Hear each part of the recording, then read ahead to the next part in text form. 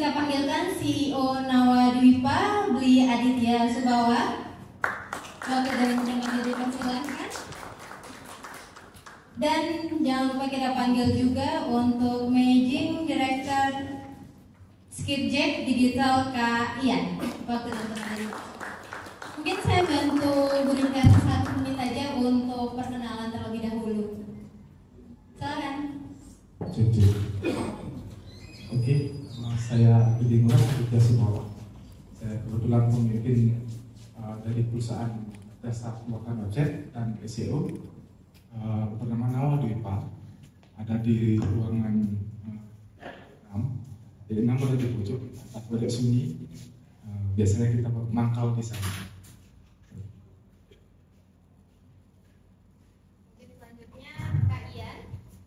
Kalian bisa memperkenalkan dirinya. Ya, halo, selamat sore semua. Sore, perkenalkan nama saya Ian. Di sini saya sebagai founder managing director Skipjack Digital. Ini lumayan ramai tapi nggak kelihatan di orang-orang. Ini depan-depan. Jadinya kita perusahaan digital advertising agency. Kita bantu klien. Gimana sih bisa bikin spending mereka tuh nggak cuman jadi apa ya? Nggak cuma jadi duit lenyap aja. Jadi gimana kita bisa bantu placementnya lebih bagus, target marketnya lebih pas. Itu kita bantu placementnya, kita bantu strateginya. Kantor kita juga ada di sini. Jadi ini kita lihat kayaknya pas ya. Satu dari organiknya kita yang versi berbayar paid-nya. Thank you. Terima kasih Kak Ian dan Bli Adit. Mungkin untuk karena udah di spill sedikit ya daripada orang-orang hebat ini, mungkin langsung aja saat ini kesempatan untuk Bli Adit untuk mempresentasikan apa sih Bli itu SEO itu dia. Kalian bisa kembali ke tempatnya terlebih dahulu. Boleh banget. Oke, jadi apa yang dimaksud dengan SEO itu adalah suatu aktivitas untuk memaksimalkan website dalam pada mesin pencari seperti Google, Bing, Yahoo secara organik atau natural. Oke, next. Dikit nih penjelasan gimana tampilan apa itu SEO, di mana, yang mana itu SEO. Yang atas itu SEM, Search Engine Marketing, dan yang bawah yang tanpa member sponsor itu SEO atau hasil dari organik. Lalu apa sih manfaatnya? Setelah itu yang pertama mendapatkan traffic yang tinggi jika website di halaman 1. Lalu ada relevansi dan kecepatan target. Next, meningkatkan kepercayaan terhadap website. Promosi berkelanjutan 24 jam non-stop, kita bisa melakukan promosi jika website di halaman 1. Lalu next, ya yang paling penting adalah meningkatkan tren dari website tersebut. Oke, apps dan cara kerja mesin pencari. Yang pertama adalah crawling. Crawling itu perayapan di seluruh isi website. Jadi bot Google akan melakukan perayapan terlebih dahulu. Maksudnya perayapan itu mencatat apa yang ada di dalam website tersebut. Lalu proses selanjutnya ada indexing. Indexing itu tadi sudah didatangi oleh bot Google. Selanjutnya bot Google yang akan menyimpan itu di database search engine. Next. Lalu ada processing. Processing ini mesin pencari akan menerima permintaan dari user atau pengguna search engine itu dengan kata kunci tertentu. Next. Dan calculating relevansi seterusnya. Kalkulasi relevansi ini merupakan pembanding halaman-halaman website yang sebelumnya sudah diindeks di proses crawling dan indexing tadi untuk mencari website dengan kata kunci relevan sesuai dengan permintaan user.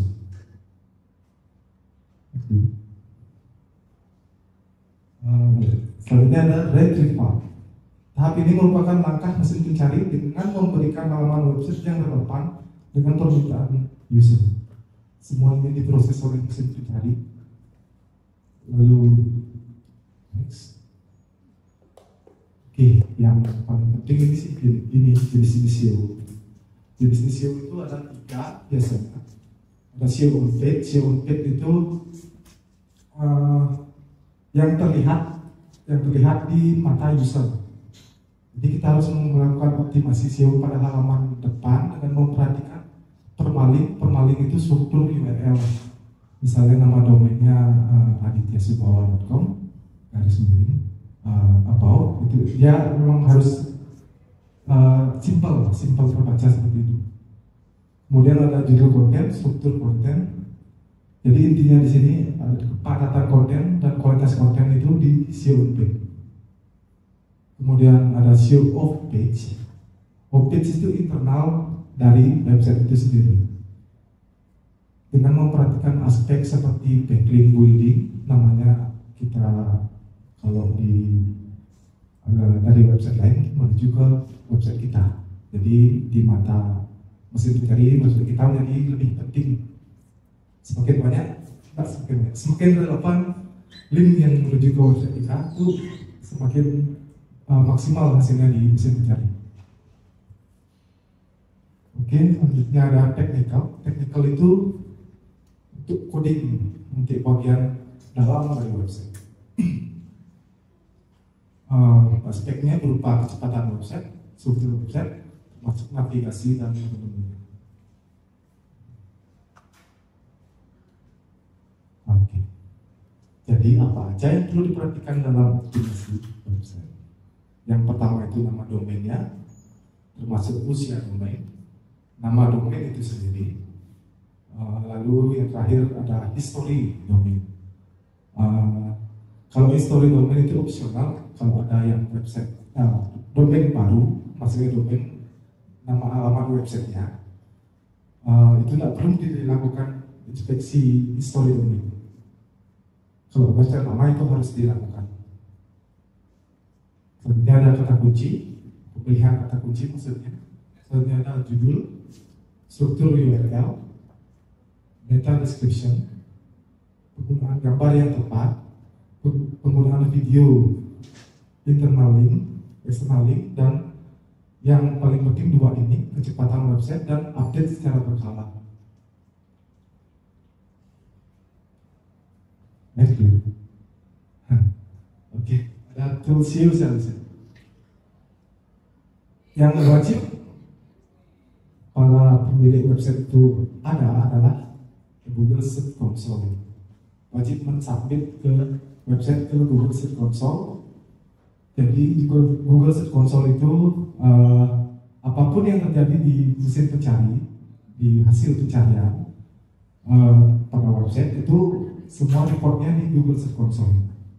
Jadi jika ingin naik harus dia upload ke sana websitenya, ke Google Search Console. Lalu yang berikutnya ada Google Analytics untuk mengetahui statistik pengunjung, trennya bagaimana. Yang terakhir ada SEMrush, ini opsional sih sebenarnya.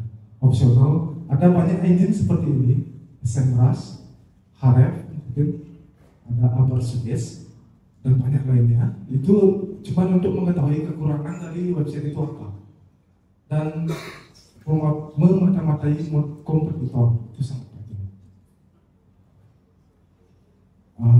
Next. Oke, ini sebenarnya di laptop baru enak, jadi kita coba aja. Oke, ada di contoh ada dua contoh. Itu yang pertama memakai 3 kata. Jasa perbaikan website dengan volumenya 8 juta. Kalau di coba next dulu. Oke.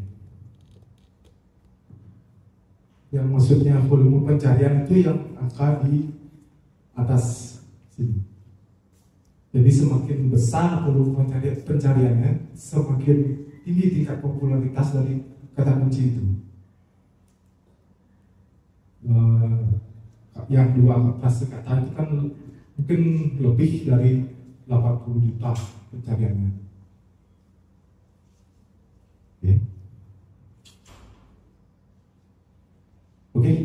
kalau di basic SEO itu hanya seperti itu. Yang penting kita fokus sama website sendiri.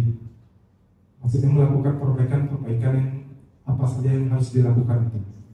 Itu saja sih.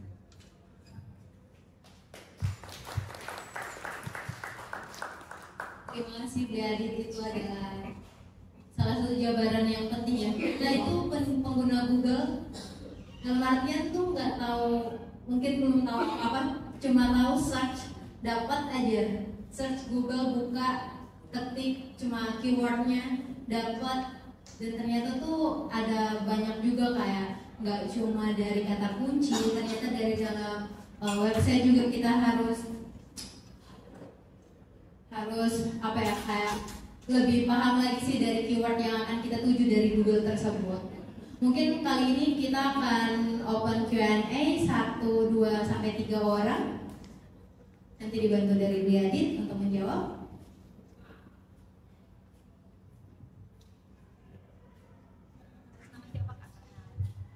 Selamat sore, nama saya Neva. Saya mau tanya, tadi kan ada usia domain. Nah, usia domain itu berpengaruh positif atau negatif? Tidak salah teman. Terima kasih. Kalau usia domain itu menurut saya sangat penting.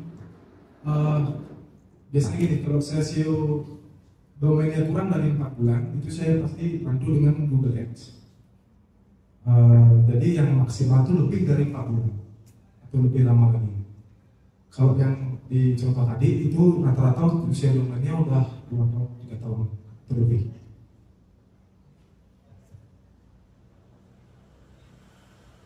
Sudah terbantu Pak? Mungkin ada lagi?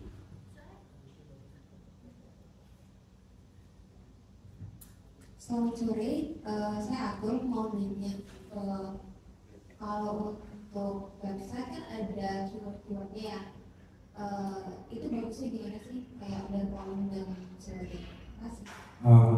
Pertama kita kan pasti tahu bisnisnya, core bisnisnya itu apa, lalu menentukan nama keywordnya, keyword utama. Mungkin ada 2 keyword ada. Coba slide-nya di sebelumnya.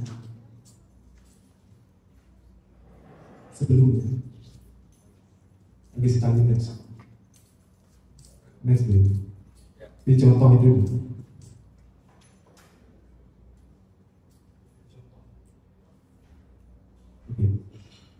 Jadi di sini ada penelusuran terkait.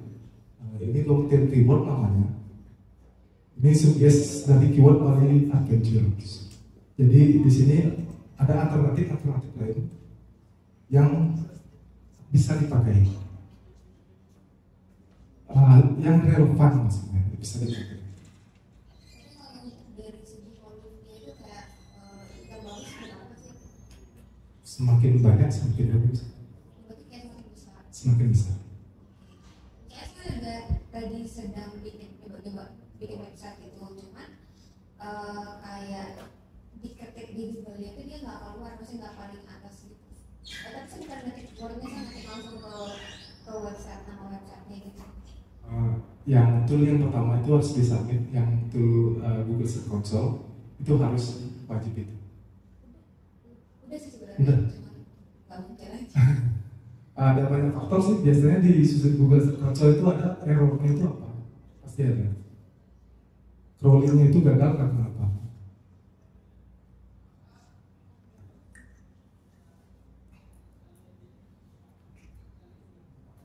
Terima kasih Kak. Mungkin ada lagi yang kurang jelas dan akan dijelaskan lebih lanjut dari Adit. Kawanita? Kalau menurut saya Ferdi, Ya. ini sih benar-benar nggak ngerti ya. Tapi at the same time saya punya web store. Nah yang saya paham ini pemakaiannya itu ditaruhnya di mana nih ya SEO-nya?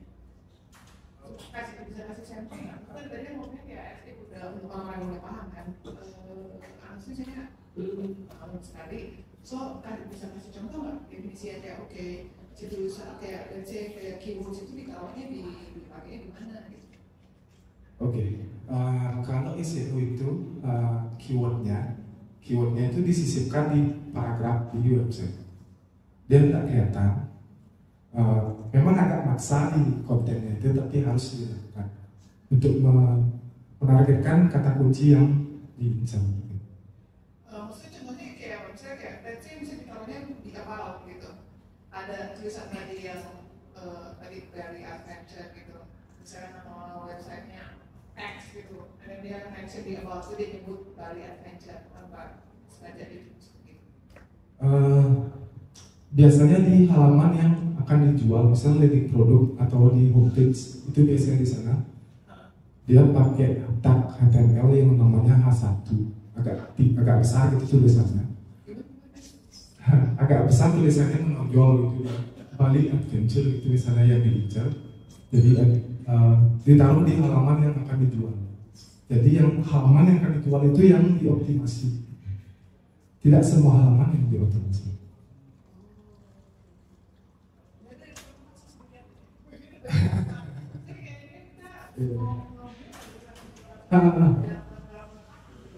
Kebetulan mungkin bisa dibuka di gadget masing-masing. Mungkin bisa langsung praktek. Contoh ada ya.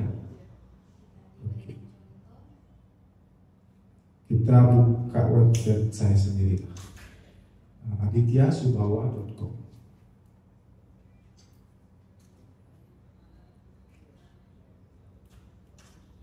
Oke, di sana ada terlihat saya menyatakan diri saya sebagai Bali Web Programmer. Jadi yang highlightnya yang besar adalah yang H1 yang tadi saya bilang itu adalah Bali Web Programmer. Jadi di website saya sendiri ini yang saya optimasi adalah halaman homepage. Di sini ada padat sekali konten-konten saya, tapi yang highlight satu yang besar itu adalah Bali Web Programmer. Ini yang saya incar. Ya.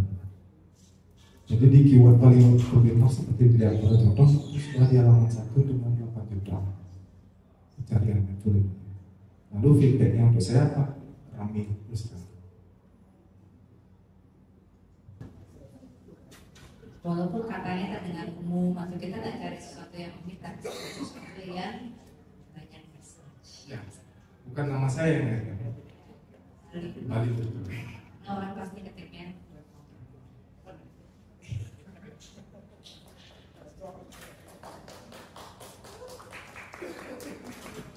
Masih ada satu lagi.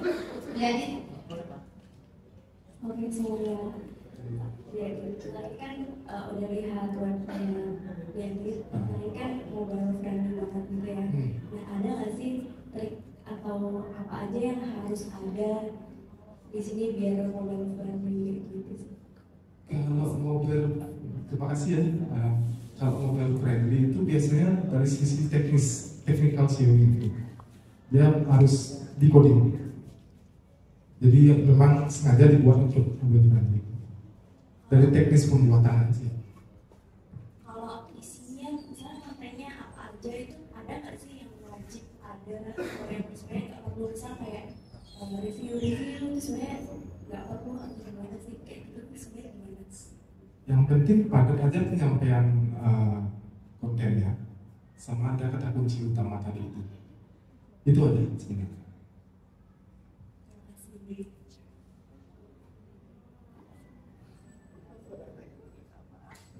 terima kasih Kak. Ini untuk Kak Monita.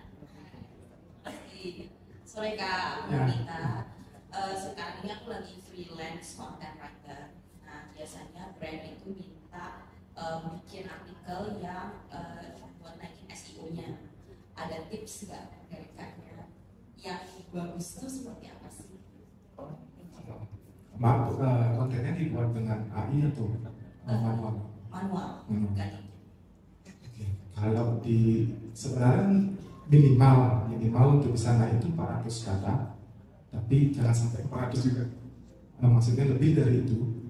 Terus kepadatan keywordnya jangan terlalu banyak dengan keywordnya. Mungkin di urusan terkait itu disisipin aja, disisipin long tailnya. Jadi misalnya kita bahas satu brand, ya nggak usah diulang. sebaiknya berapa kali tuh Kak? Maksimumnya atau apa? Maksimumnya mungkin 4 kali udah manis buat kita, buat saya. Dan ada tips lain lagi nggak supaya bisa muncul di organisasi? Sebenarnya teknik uploadnya aja, maksudnya nge-post artikel itu jangan semuanya H1, mungkin ada H2 di subjudul itu aja, H3 di list-list yang H2. Nah, semuanya harus H1. H1 cuma di judul, target utama. Jadi maksudnya H1, H2-nya itu kan jadi Di teknik uploadnya, kalau artikelnya kan yang 700 kata. Jadi teknik uploadnya aja yang diperhatikan, penggunaan tag HTML itu H1, H2 kayak di Word, Microsoft. itu Kak.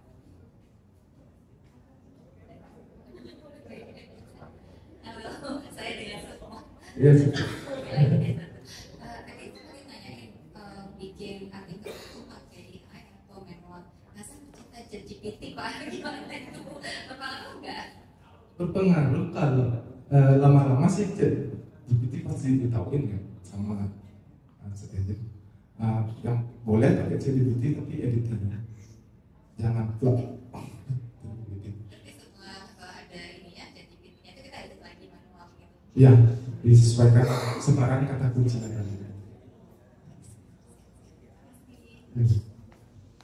Terima kasih Kak Sukma dan Kak Monita. Ada lagi? Boleh. Karena saya awal-awal sekali ya, H1 tuh halaman 1 web. Jadi kalau saya buka web dia halaman 1. Bukan. H1 itu yang tadi yang ini highlight. Ya. Terus H2-nya yang Bawah seperti ini. Seperti Microsoft Word kalau kita bikin lokal. Iya ya. Berarti yang di bawah yang kita upload tadi nggak semuanya di atas, Enggak semuanya H1. tapi dimasukkan di kan tadi kan Ya. kalau saya scroll ke kanan ada ini Ya. itu yang maksudnya H2 kira-kira itu. Di satu halaman itu sejatinya cuma ada H1-nya itu cuma satu. Yang di atas. Iya. Oke. Jadi yang di bawahnya itu Berlanjut. Kan bawah. Jadi Subjudul. subjudulnya. Oke, jadi artikelnya tidak semuanya masuk ke atas. Bisa di 3, bisa di 4. Ya. Tapi H1 pasti ke atas. Oke. Nah, Iya ya.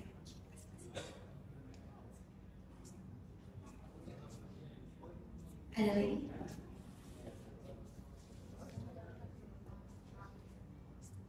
Terima kasih untuk waktu dan kesempatannya. Maaf sebelumnya saya baru datang, jadi sebenarnya pengen nanya, ini terkait sama website yang bagi saya ini apa kelola. Jadi kan sebenarnya topiknya itu tentang ini apa? Jadi topiknya tentang limbah B3 atau limbah B3 medis. Nah, yang saya pengen tanya itu ya kan kalau saya kita cari limbah B3 medis itu nggak ada. Tapi kalau saya dia nyarinya tuh nemunya dalam bahasa Inggris. Nah, sebenarnya website kita kan ininya juga apa biasanya tuh default settingnya tuh bahasa Inggris dulu baru bahasa Indonesia. Nah, supaya biar kelihatan muncul bahasa Indonesia dulu, apakah kita harus bikin apa misalnya minta tolong orang developer untuk ganti jadi bahasa Indonesia dulu? Oke gitu. Iya, itu aja. Terima kasih. ya kalau itu diganti dulu bahasanya, defaultnya bahasa apa. Jadi proses SEO-nya itu berulang-ulang. Ngulang. Ya, indeks untuk bahasa Indonesia. Diksinya berarti ngulang lagi. Ya. Terima kasih ya.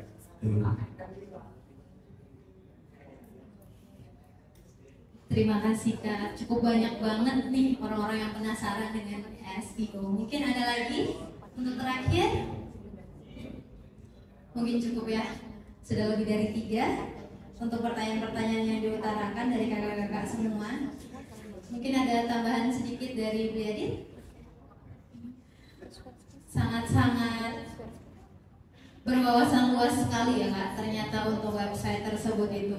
Mungkin dari kesimpulan dari presentasi pada kali ini, SEO itu kunci sukses dari pemasaran online. keyword itu juga sangat-sangat penting ya untuk kita search dimanapun. Backlink juga tadi aku sempat baca, ada backlink dan otoritas domain itu sangat berpengaruh besar juga ya Kak ternyata. Dan untuk memastikan situs web mobile friendly-nya juga cepat. Mungkin untuk kali ini untuk pembahasan dari SEO dari Bliadit sudah cukup. Mungkin jika memang ada pertanyaan lain yang ingin ditanyakan bisa langsung kontak Naomi Mipa langsung kepada CEO-nya langsung Bliadit. Terima kasih Bliadit atas waktu dan kesempatan yang telah diberikan. Oke. Boleh. Silakan duduk Bliadit. Terima kasih Bliadit. Untuk kesempatan kali ini, yang kedua kita sambut dari Managing Director Skipjack Digital Kaiyan. Berikan tepuk tangannya. Halo. Masih semangat ya? Jadinya kalau kita mau beli web programmer, belum SEO, iklan aja. Oke, jadi kita akan belajar tentang digital marketing nih. Nah, pertama mungkin sebelumnya perkenalan dulu dari kita siapa, karena kita kan emang spesifik di bagian ads, bagian buang-buang duit. Jadi, tapi kan mungkin teman-teman di sini business owner ya. Gue udah buang duit, siapa sih yang buangin duit itu kita? Jadi mungkin kita mau perkenalan dulu profil company kita sendiri. Ya, jadi kita digital marketing agency. Ini beberapa bagian portfolio kita. Sementara ini kita handle nggak cuman brand-brand yang ada di Bali, kita juga ada handle beberapa brand yang ada di Jakarta. Itu ada mungkin ada Lositan, ada Union Group, dan ada brand-brand lainnya. Jadi emang awalnya gue mau buang duit 5 juta, gue bayar lagi fee-nya, tapi yang bayar fee-nya siapa? Jadi ini salah satu tips ya kalau cari agency, nggak harus sama kita, tapi harus tahu background-nya dulu, orangnya tuh kayak gimana, udah punya pengalaman atau belum, karena kan cari duit susah ya sekarang. Next. Jadi kalau kita ngomongin digital marketing, banyak banget skopnya. SEO itu salah satunya. Ada banyak lagi yang lain, ada email, konten dan lain-lain. Cuman di sini fokus expertise kita itu ada di PPC advertising, PPC pay per click. Jadi semua yang berbayar itu kita lakuin. Gimana cara placement yang tepat, audience yang tepat. Ya, misalkan kita jualan ban mobil, dan kayak kamu nih, jualan ban mobil. Jualan ban mobil kan kita misalkan targetingnya bapak-bapak yang udah berkeluarga ya. Terus kita nggak targetin misalkan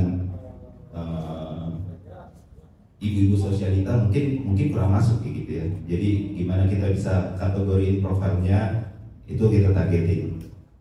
Sebenarnya kuncinya di situ sih, PPC advertising. Ngerti produk kita apa, offernya, marketnya gimana, placementnya seperti itu.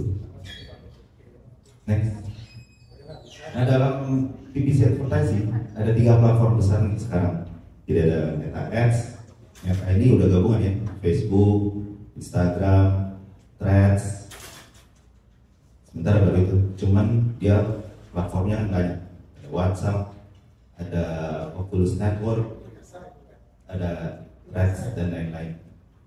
Jadinya itu kita sebutnya sekarang Meta Ads. Dulu kita nyebutnya Facebook Ads, sejak rebranding, ini berubah jadi Meta Ads. Kedua, Google Ads. Ini complementary strategi dari Bliadit. Jadi kalau misalkan domainnya belum masuk page 1, belum masuk paling atas, ya iklan aja cara cepat. Kayak gitu. Jadi Google Ads seperti itu. Banyak juga bagian lain dari Google Ads. Kalau kita misalkan ke detik.com, itu kan suka ada tuh di kanan-kanan. Misalnya kita lihat produk ABC, di kanan-kanan keluar produk-produknya. Itu juga bisa jadi bagian dari Google Ads. Yang terakhir, TikTok Ads. Ini masih baru banget dan masih banyak perubahannya. Apalagi sejak TikTok Shop itu ditutup. Jadi kita juga masih lihat nih dari sisi advertiser perubahannya sebenarnya mau dibawa kemana. Tapi sebelumnya TikTok Shop itu punya channel iklannya sendiri. Jadi kita bisa promosi kayak di marketplace. Head to headnya lebih kayak ke marketplace lah. Sedangkan TikTok head to headnya lebih ke platform sosial medianya sendiri. Jadi TikTok lawan Instagram, TikTok Shop misalnya lawan Shopee Ads. Oke, digital ads. Di sini kan banyak banget term-termnya. Jadi ada business landscape, average ranking, terus CPM, score, quality score. Jadi kalau kita lihat digital advertising itu kan lumayan banyak. Cuman kita udah kelompokin, jadi ada beberapa metrik-metrik yang menurut kita kritikal. Jadi ini metrik yang bisa jadi pegangan pertama. Kalau kita buka dashboard di sini, ada yang udah pernah buka dashboard ads? Jadi itu udah pernah ya? Kan itu kan lumayan banyak ya, jadi metriknya ada dari A sampai Z. Kalau di scroll juga itu nggak habis-habis. Nah, ada 7 metrik penting yang teman-teman bisa ingat, bisa jadi pegangan pertama. Next. Nah, 7 ya, ada 7. Jadi pertama ada click through rate CTR. Nanti kita bakal lewatin satu-satu. Jadi ini kita bakal lewatin satu-satu. Setelah itu ada quiz. Hadiahnya Innova Report. Enggak. Jadi kita akan lewatin satu-satu. Jadi ada CTR. CTR itu berapa persentase orang yang klik.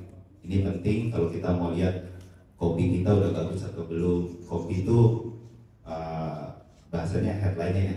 Jadi kalimatnya udah bagus atau belum. CPC ini gimana kita dicas oleh platform Google Ads. Terus ada yang namanya CPM, ini biaya yang kita keluarkan per 1000 kali iklan kita tayang, atau bisa disebut cost per mil, MILLE. Ini dicas oleh Meta dan TikTok Ads. Jadi walaupun mereka juga ads platform, mereka ngecasnya beda-beda. Gak semuanya pakai klik dan gak semuanya pakai impression. Yang ketiga, keempat ada amount spend. Ini harus ngerti cek ya, karena kalau enggak jebol credit cardnya, terus bingung. Jadi kita harus cek amount spend kita, nanti akan ada perbedaan nih biasanya. Misalkan kita iklan di dashboard itu 5 juta, tagihan kartu kredit keluar, nanya 5.550.000 biasanya, karena ada 11% tax. Jadi kalau teman-teman iklan, pastiin ada 11% tax itu dikenain ke pengiklan. Kemudian ada cost per result.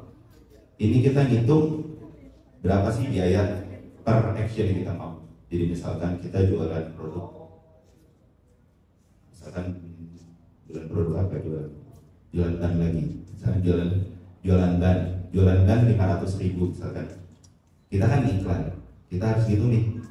Kita biar dapat satu orang jualan 500.000, kita harus keluar berapa? Misalkan modalnya 300.000. Ya kita target misalkan biaya per pembelian itu 150.000. Jadi itu kan masih ada marginnya. Jadi kalau kita melihat iklan, kita harus selalu tuh melihat berapa sih biaya kita keluarkan per action yang kita mau. Terus ada reach. Reach itu berapa jumlah orang yang melihat iklan kita. Beda sama impression. Impression itu berapa kali iklan kita tayang. Jadi kasusnya itu reach-nya itu 1 impression 5. Berarti satu orang itu keluar iklannya 5 kali. 5 kali sama dengan frekuensi. Jadi frekuensi itu impression dibagi dengan jumlah reach-nya. Nah, berapa sih frekuensi yang bagus? Kita itu coba nggak selalu di atas 1,5 sampai 3.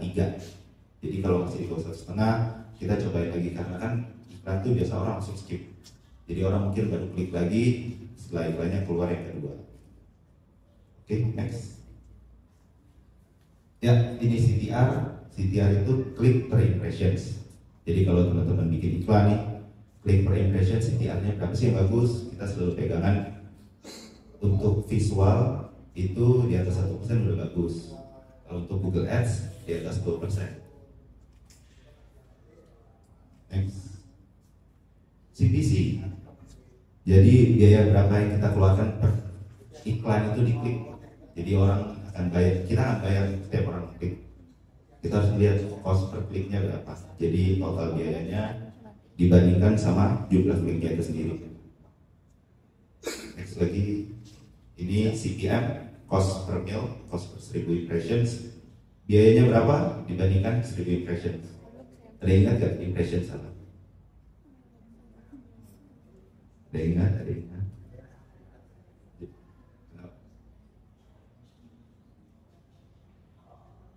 Impression, ada yang mau coba? Berapa banyak iklannya tayang itu? Jadi iklannya keluar berapa kali itu sama dengan impression. Kalau CPM, iklannya tayang 1000 kali baru kita kena cas. Next.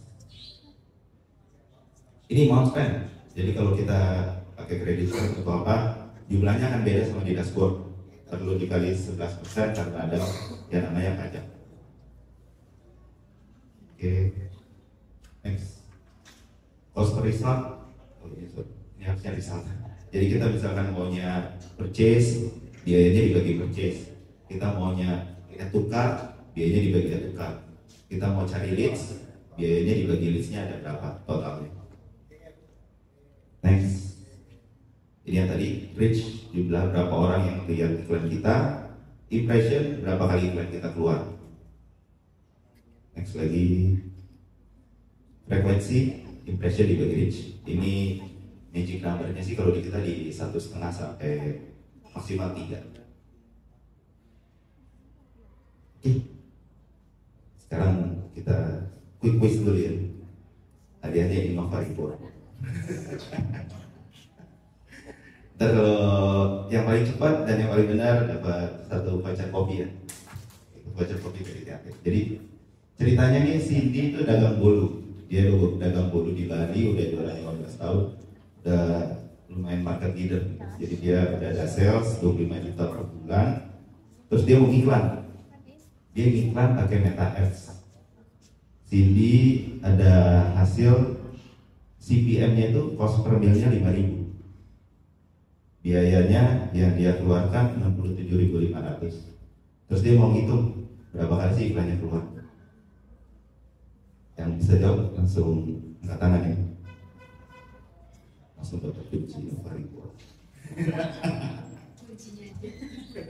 Kuncinya nggak tahu mau jadi apa. CPM itu cost per 1000 impression 5.000. Biaya yang kita keluarkan 67.500. Jadi berapa kali jumlah konten yang muncul atau berapa sih impression?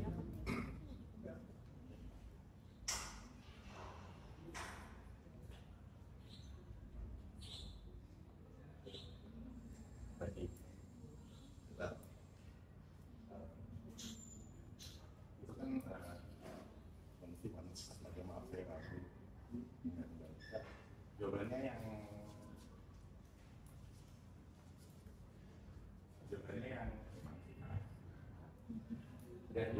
B, 3.500. Gimana caranya? Caranya? Oke, alhamdulillah. Ya, caranya itu costnya itu 6.500. Itu dikali 1.000, itu dibagi sama CPM-nya. Gimana? Gitu. Ya kan? Betul. Selamat Innova Report pertama keluar. Oke, soal kedua adalah ini ceritanya tentang seorang pedagang bakso. Kita harus tetap support UMKM. Jadi ada seorang pedagang bakso, dia dagang di Puputan Renoni. Terus dia udah berjualan dari SD. Sekarang jadi udah tajir lah. Pokoknya sampai tahun 2023 jadi mencatatkan sales 12.500.000. Nah kita lihat tadi dia iklan di Meta Ads, dia punya klik 500, reach-nya itu 250, yang terakhir frekuensinya ini 10. Nah CTR-nya berapa? CTR itu klik dibagi impression. Ini sedikit lebih rumit, sedikit aja.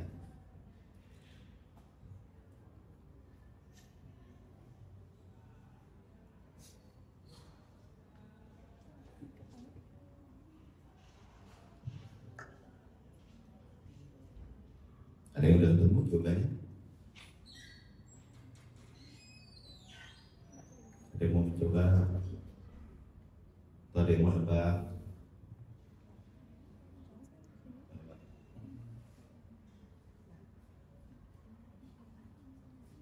Mungkin udah ada yang Kenapa? dapat jawabannya. Ada pertanyaan itu kenapa? CTR klik dibagi impression. CTR klik dibagi impression. Frekuensi impression dibagi reach.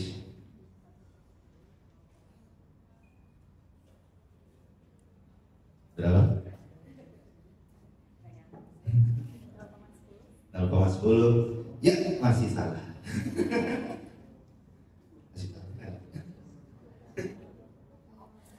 Ya, berapa? 0,2 betul.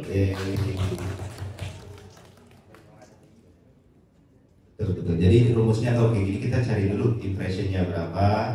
Impressionnya kita dapatnya dari frekuensinya, terus ada angka reach-nya, nanti disambungin sama klik jadi 0,2%. Oke, selamat sedang keluar ribbon warna merah dan putih. Oke, nextnya ini salah satu contoh Google Ads. Jadi tadi kan dari edit dari web programmer ya, mungkin kalau ada programmer dibagi langsung tabrak. Jadi ini contoh Google Ads, dia bakal keluar di nomor 1 Google. Nah sekarang ini udah berubah, jadi sekarang udah bukan ad lagi, bentuknya sekarang jadi sponsor. Ini banyak nih sekarang, ini kan nomor 1, ada nomor 2, nomor 3, nomor 4, ada organik dulu, iklan-iklan. Jadinya berapa biaya yang kita keluarkan sama berapa bagus iklan kita, itu juga menentukan nih, iklan kita keluar di nomor berapa. Nextnya, ada yang tahu nih iklan apa? Tebak platform iklan apa, ada yang tahu? TikTok Ads, betul. Sayang sekali nggak dapet ini. Jadi ini TikTok Ads. Nah ini lumayan tricky nih, karena kalau kita mau iklan, kita kan selalu bikin, kalau dari sisi kita kan bikin kreatif tuh di Canva lah, di Photoshop. Kita selalu lupa sama yang namanya, mereka tuh punya overlay text gitu. Jadi mereka punya area ini nih, konsol, sama ada ininya. Kalau teman-teman taruh teksnya itu di bagian sini, otomatis user kan jadi nggak bisa baca. Jadi kita selalu saranin kalau bikin kreatif, bikin konten untuk diiklanin ya, itu pastikan selalu ada di tengah-tengah sini. Biar informasi apa yang kita keluarin itu nggak ketutupan sama informasi kita sendiri. Gitu. Oke, next. Kalau ini ada yang tahu? Instagram bukan, Facebook betul ya. Jadi Facebook sekarang masih banyak yang dipakai, masih cocok dipakai untuk beberapa produk, untuk beberapa segmen market. Jadi kalau masih belum yakin, nyalain aja Facebooknya. Biasanya hasil untuk leads-nya tuh lebih oke. Next lagi, nah ini sama lagi, ini Instagram Reels ya. Instagram Reels juga punya sesuatu yang bisa nutupin informasi kalau kita bikin kontennya terlalu ke bawah. Apalagi brand tuh sukanya bikin informasinya di sini biasanya buy now atau beli sekarang atau contact personnya biasanya ditaruh di bawah, ketutupan biasanya sayang. Jadi kita selalu suggest kalau bisa selalu bikin di tengah-tengah sini biar nggak ketutupan sama teks. Oke, next. Jadi kadang kan kita ngerasa kalau kita habis ngobrol sama siapa, kita habis WhatsAppan, oh iklannya terlalu targeted ya gitu ya.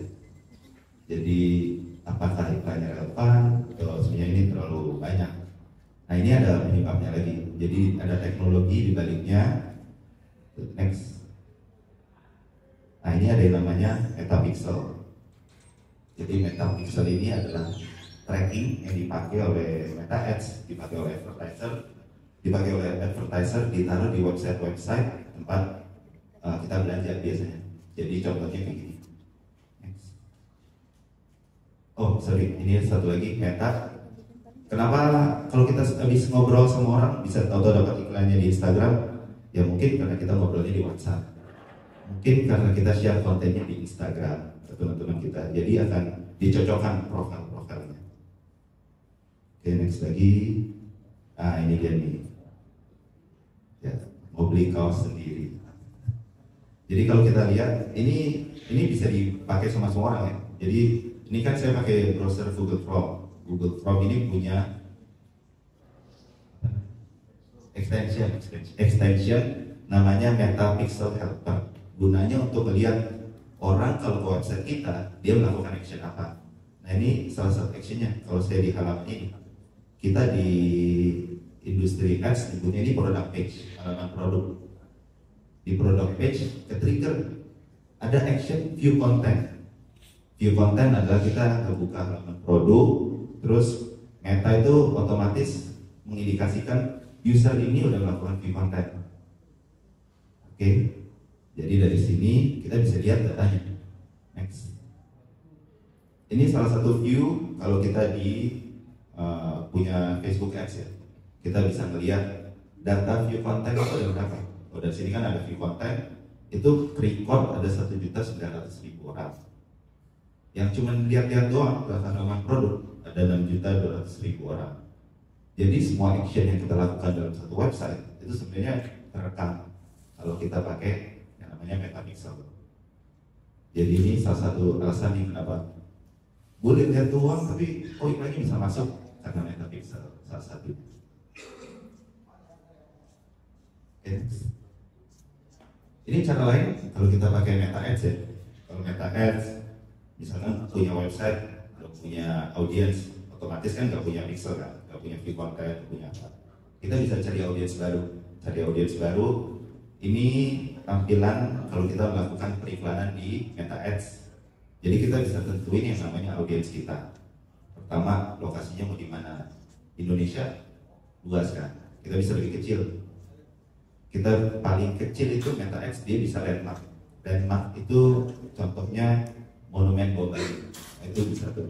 Tapi nggak semua landmark ada ya. Lapangan penuh ada juga.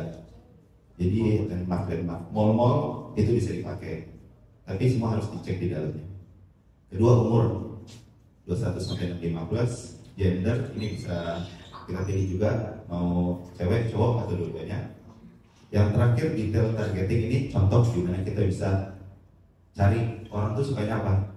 Nah, ini serunya Facebook Ads itu di nomor 4 ini. Next. Nah ini dia contohnya kalau kita lihat kan kita bisa pilih nih, misalkan kita mau cari B2B bisnis, B2B bisnis kita jualan software, terus kita mau cari orang yang punya entrepreneur siapa aja sih, misalnya business owner ya profilnya, kita targetin berdasarkan punya bisnis sendiri, general director of sales and marketing. Jadi ini semua bisa kita cari sampai interestnya juga bisa. Jadi orang yang suka makan ramen kan beda tuh sama orang yang suka makan bebek Madura, itu beda. Jadi itu bisa kita cari. Yang terakhir ini ada placement. Placement ini kita menentukan iklan kita keluar di mana. Jadi bisa keluar di Facebook, bisa keluar di Instagram, bisa keluar di aplikasi-aplikasi yang kalau dapat gain, dapat poin kan harus nonton iklan. Kadang itu datangnya dari Meta Ads. Tapi kita selalu rekomendasi lainnya itu cuma Facebook sama Instagram. Itu pakai yang manual placement. Next. Ini pertanyaan terakhir. Terus kalau bilangnya kita pakai Facebook Ads Manager kan di Instagram juga ada boost post. Jadi kalau kita cuma pakai Instagram Ads itu objektifnya limited ya. Jadi nggak bisa keluar Instagram, nggak bisa ke Facebook, dan nggak bisa berhubungan sama pixel itu tadi. Dia cuma bisa visit, DM, terus visit website.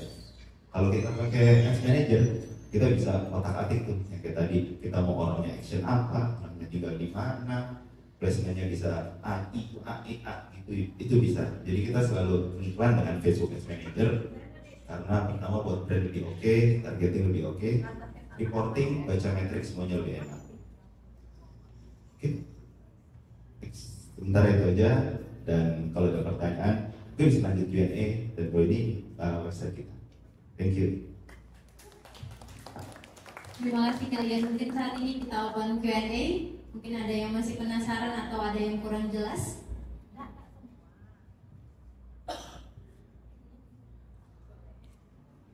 Lalu saya suka lagi. Halo. Tanya aja, sampai kapankah kita harus beriklan? Maksudnya apakah kita harus beriklan itu pas kita mulai usaha atau soalnya kan biaya iklan itu lumayan ya per bulan. Apakah memang harus dibudgetkan terus menerus atau bisa break dulu atau Oke, thank you Kak pertanyaannya. Kapan mulai iklan lumayan tricky ya, tergantung orangnya. Jadi kita selalu rekomendasi, misalnya brand baru nih, brand baru kita gak pernah advice brand baru tuh langsung iklan kalau budgetnya terbatas. Jadi kalau misalkan brandnya mau iklan sama kita, mau coba 3 bulan, kita selalu nanya balik, sebenarnya organic salesnya itu udah kejadian belum? Karena kalau belum, dia tuh ada PR-nya ada 2 jadi brand owner. Pertama harus cari tahu organic salesnya, kedua harus bayar biaya iklan. Jadinya belum tahu nih gimana bisa nge-scale up. Nah kita selalu advice kalau orang udah tahu organic salesnya, orang udah tahu konten mana yang works, baru kita iklanin. Jadi nggak dari awal, kecuali budgetnya kebanyakan. Itu baru kita oke, iklan. Orangnya udah sedia budget banyak, udah siap di spend 6 sampai 12 bulan. Oke, kalau itu nggak apa-apa iklan, karena cashnya nggak akan ke stretch. Gitu. Tapi kalau sampai lama iklan itu sih kita selalu iklan ya, kan mungkin levelnya yang beda. Jadi mungkin kalau udah di level Toyota gitu kan, itu kan dia nggak perlu lagi iklan sales ya, dia iklannya awareness. Dan iklan itu dipakai nggak cuma buat gedein brandnya. Jadi misalnya kita iklan salah satu brand kita kan ada Lositan, jadi case tadi Lositan orang udah nyari, tapi kita mau rilis produk baru Lositan apalah gitu, produk tertentunya kita iklanin. Jadi kalau orang cari Lositan, kita promosi, kita punya produk baru loh, dan ini salah satu strateginya sih seperti itu. dari organic salesnya dari Instagram atau Facebooknya gitu maksudnya? Iya, yang udah kejadian tanpa mereka pakai iklan. Udah setahun nggak ada, belum organic sales mulai dari situ kayak mesti nunggu apa berarti? Mesti nunggu lama berarti ya? Kalau pakai iklan works ya nggak apa-apa. Cuman concernnya kan begitu iklannya di stop, revenue-nya stop, jadi lebih ketergantungan di situ. Walaupun buat kita sih oke-oke aja. Thank you Kak Suka. Oke, kerja. Halo Pak Otol. Halo. Mau nanya, aku lagi nyoba buat Google Ads, cuman yang bingung itu di bagian budgetingnya. Kayak misalkan kan udah sekat budgetnya segini, atau aja mungkin 100.000 gitu. Tapi kan mungkin kompetitor juga nge-ads tapi budgetnya lebih banyak. Jadi kayak tetap aja dia di bawah gitu. Gimana sih nentuin budget yang bagus? Nentuin budget yang bagus tuh selalu melihat pertama budget bulanan. Jadi nge-ads tuh nggak bisa hari ini iklan 100.000, hari ini seharusnya berapa? Jadi itu rada susah kayak gitu, karena setiap platform iklan tuh selalu punya namanya learning phase. Learning phase itu iklannya tuh disebarin ke grup A, grup B, grup C selama 7 hari biasanya. Jadi mereka bakal cari nih, grup mana yang oke. Setelah tahu grup yang oke, baru itu yang di spend terus budgetnya. Nah kalau kita melihatnya harian, kita kan nggak tahu nih iklannya tuh lagi di mana. Biasanya ada indikatornya tuh learning, iklannya tuh tulisnya learning gitu. Nah itu kita belum tahu dia sebenarnya udah optimal performance atau belum kalau harian. Nah kalau bulanan itu lebih enak. Misalkan kita udah, oke lah ini budget marketing kita bulan ini 3 juta, ya kita itu bisa kita atur sendiri. Sehari 100.000 atau kita cuma mau iklan 15 hari, sehari 200.000. Jadi berangkatnya kalau bisa nentuin budget bulanan. Durasi iklannya itu kalau bisa lebih dari 7 hari. Kecuali ada campaign yang kepepet ya. Tapi kalau campaign ya kita bikin campaign 15%, kurang afdol ya. Kalau mau 75% iklan, ya udah itu biasanya orang langsung beli.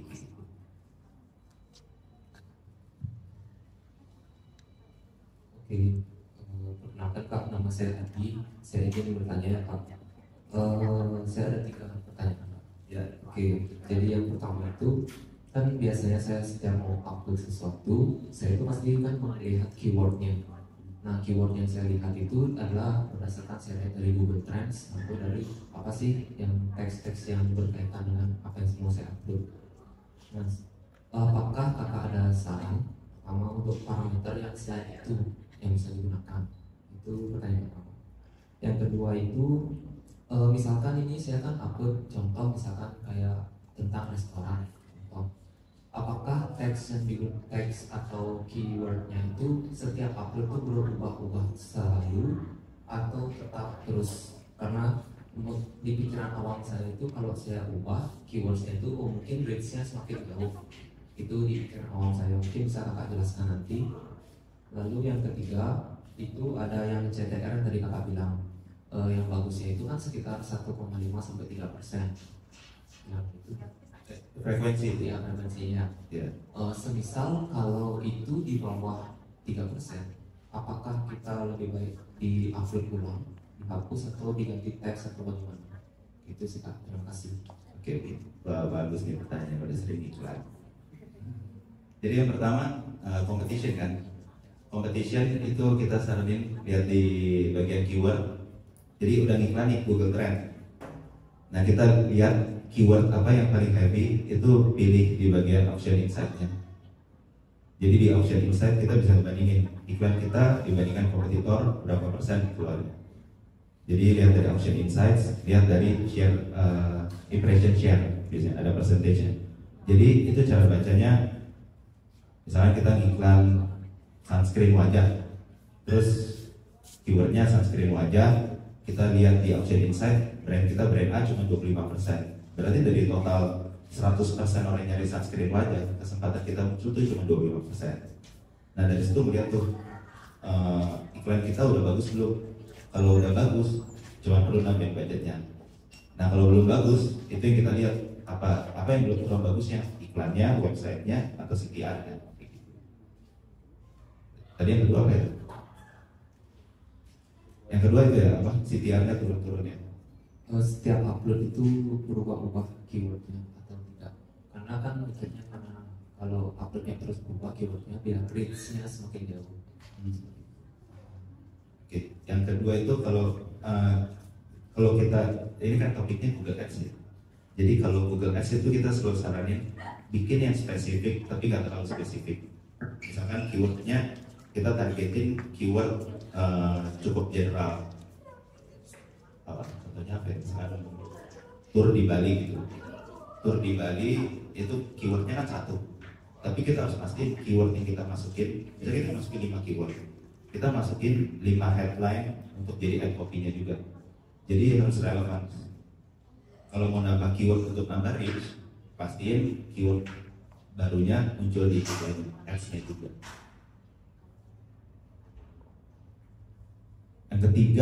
Yang ketiga itu tadi 1,5 sampai 3 itu frekuensi. Jadi kalau kita melihat berapa kali iklan kita muncul satu orang tuh berapa sih sweet spotnya kena iklan, tuh kita lihatnya 1,5 sampai 3. Nah kalau CTR Google Ads di atas 2% sebenarnya udah oke sih. Tapi kalau di bawah 2% udah ada sales, ya apa-apa.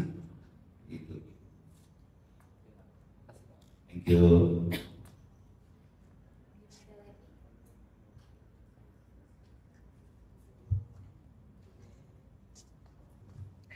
Terima kasih untuk waktu dan kesempatannya. Ini saya ingin tanya, kan sudah di tempat saya kan ini lagi developing aplikasi, dan saya ingin promosi aplikasinya itu. Kalau menurut Mas Ian sendiri, lebih baik platform mana yang dipakai untuk promosi aplikasi? Apakah Google Ads, apakah pakai Meta Ads? Karena kebetulan website itu dua-duanya, website sama sosmed itu kebetulan dua-duanya jalan. Nah kalau misalnya, dan juga yang kita juga di kemarin itu LinkedIn, apakah kita mengiklan LinkedIn itu menurut Mas Ian itu worth it atau enggak? Terima kasih. Oke. Jadi kalau kita jalanin yang namanya aplikasi, Google tuh ada Google App Campaign. Cuman Google App Campaign itu lumayan PR ya. Jadi pengalaman kita tuh jalanin app itu performance-nya baru bagus setelah jalan bulan keempat. Jadi 3 bulan tuh keluar duit loss terus. Bulan keempat baru dia bagus. Jadi kalau mau jalanin Google, make sure budgetnya tuh udah ready buat di spend at least selama 6 bulan. 6 bulan. Nah itu juga harus lihat cost per installnya berapa. Jadi biasanya kan brand tuh punya target. Gue mau aplikasi gue berapa sih biaya per installnya biar orang melakukan pembelian dari situ sekian. Itu kan harus ditentukan. Yang kedua, kalau dari Facebook Ads itu bisa pakai jalanin campaign biasa. Cuma kita nggak bisa pakai yang pixel. Pixel itu kan buat di website. Kalau di aplikasi pakai namanya Facebook SDK. Nah penempatannya itu sama kayak pixel. Jadi SDK-nya kodenya ditaruh di dalam webnya. Nanti dilihat goalnya itu setelah dia install, berarti udah ke-achieve goalnya. Ntar dia bakal cari nih siapa sih yang suka install gitu. Kalau saya merasa kalau saya merasa pakai SDK itu database-nya itu bisa ada nggak sih? Bisa. Kayak database misalnya kayak login emailnya gitu kan, ada nggak bisa terdetek nggak? Kalau Facebook itu kita masuk sebagai user nih, data kita nggak akan bisa diambil siapapun karena datanya itu kasarnya sebutannya di hash. Jadi data yang masuk itu nggak akan bisa diambil kecuali mereka secara voluntary, secara sukarela mereka register nama itu di platform-platformnya. Tapi kalau kita sign in dengan Google terus kita nggak ada data KTP kita itu nggak akan diambil kalau kita nggak register ke platform. Tadi yang terakhir LinkedIn Ads itu lebih ke cari lead sih. Kalau untuk app biasanya lebih user. Jadi sebenarnya kita saling Google atau nggak Facebook. Terima kasih Kak. Mungkin ada lagi terakhir untuk Anda.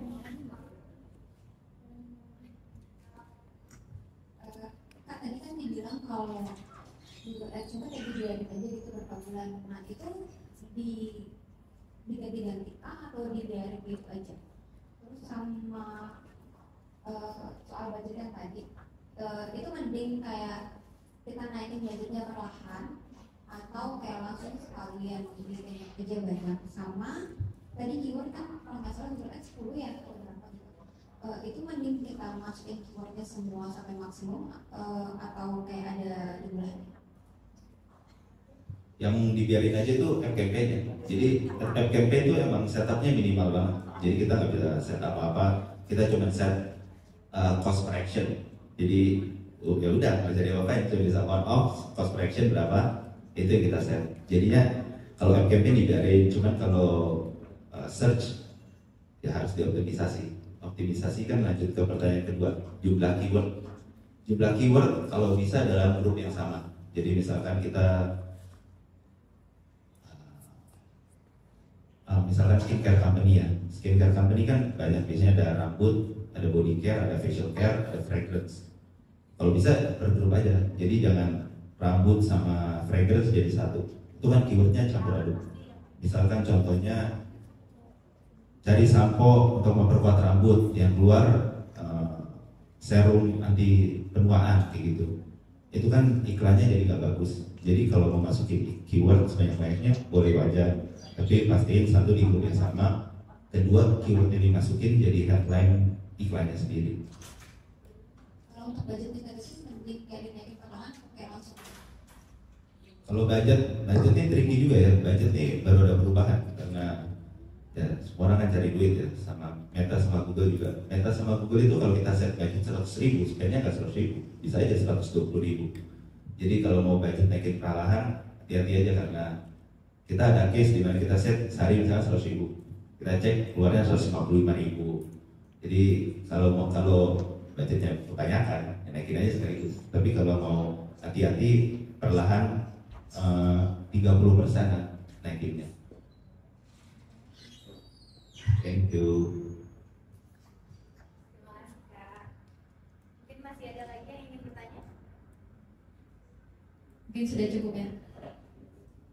Terlalu sangat banyak sebenarnya. sebenarnya yang ingin ditanyakan. Mungkin untuk lebih lengkapnya, mungkin kalau memang ada pertanyaan-pertanyaan yang ingin ditanyakan, bisa langsung hubungi Kak Ian. Untuk kesimpulan,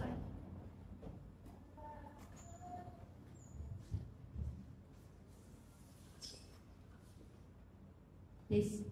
Untuk kesimpulan yang aku dapat tadi ya Kak, dari digital ads ini, mungkin dari digital advertising telah membuktikan diri sebagai metode yang efektif untuk mencapai audiens secara luas dan tersegmentasi.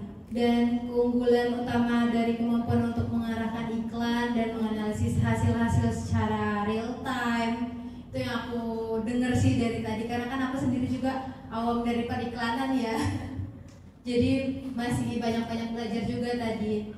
Ini sangat-sangat mahal sebenarnya materinya dari tadi, dari kedua CEO kita yang sudah menyempatkan waktu untuk memberikan informasi-informasi penting.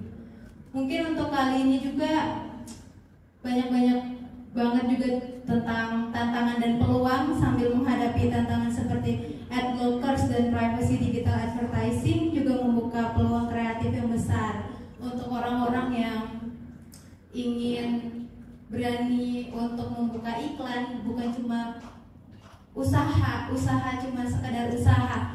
Karena untuk zaman sekarang yang aku lihat kayak usaha tapi kadang nggak mikirin iklan, kadang lupa iklan itu ternyata penting juga ya untuk di kalangan pengusaha seperti itu.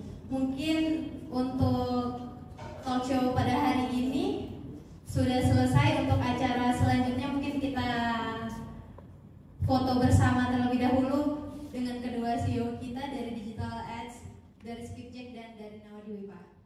Mungkin bisa